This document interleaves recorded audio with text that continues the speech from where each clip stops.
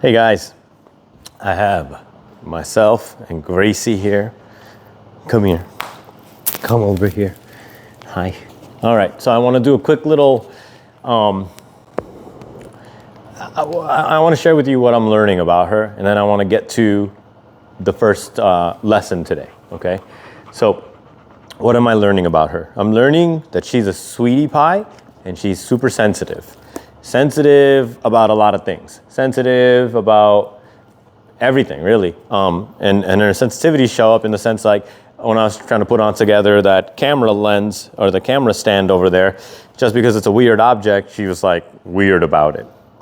And I picked up a chair to move earlier and she was weird about that, you know. And earlier Brian came through and he had some spray thing in his hand to go clean the kennels, and she gets weird about that. So anything like on a walk, if I notice, like, you know, obviously she's getting used to my land here still, but if there's anything weird or some weird sound, she definitely is sensitive to everything in her environment. So she notices things. Sometimes that'll make her stop right in her tracks. Sometimes she'll like look at it like, what in the heck is going on? And so on. So a sensitive dog that's aware, hyper aware of her environment is always going to be, it's something to note, because as you approach training, you have to take into account that if you go into a new place, a new situation, before she can be clear-headed enough to listen to all your commands, you have to make sure she's feeling comfortable enough in those environments. Okay, so part of training her is gonna be to learn how to make her feel comfortable, even if she doesn't feel comfortable immediately. All right, so I just wanted to say that. I just wanted to leave that in there. That way, when we go forward, everything is gonna have a layer of me adjusting for that. So I wanna make sure that we talked about that.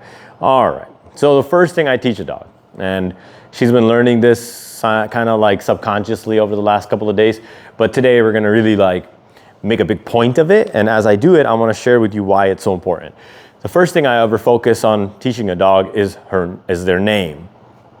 The reason I put so much emphasis on teaching a dog their name is typically when I get a dog in for training, that dog is normally, you know, some dogs know their name by that time when they come in to train.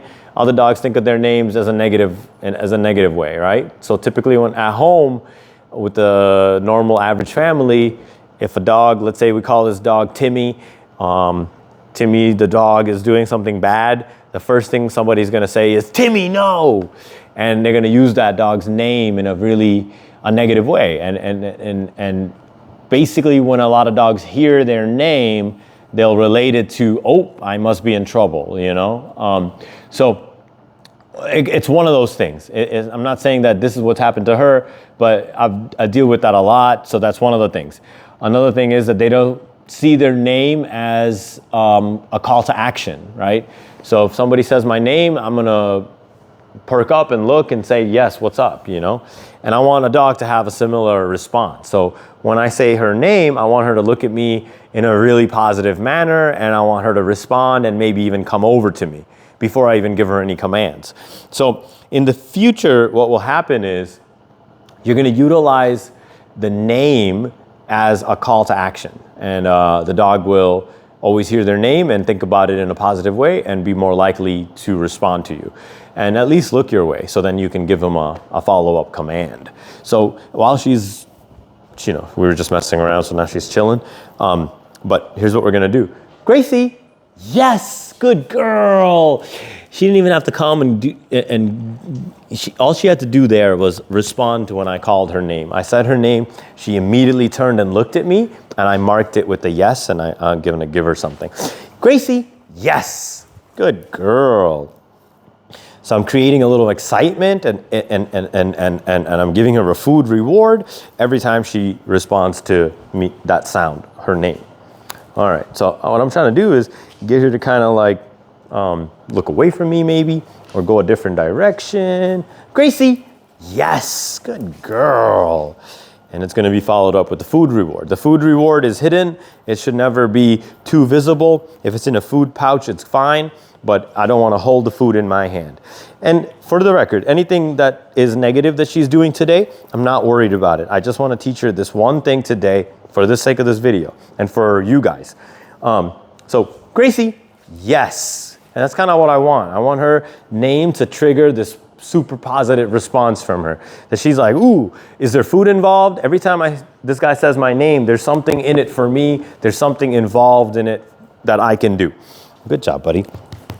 Gracie, yes.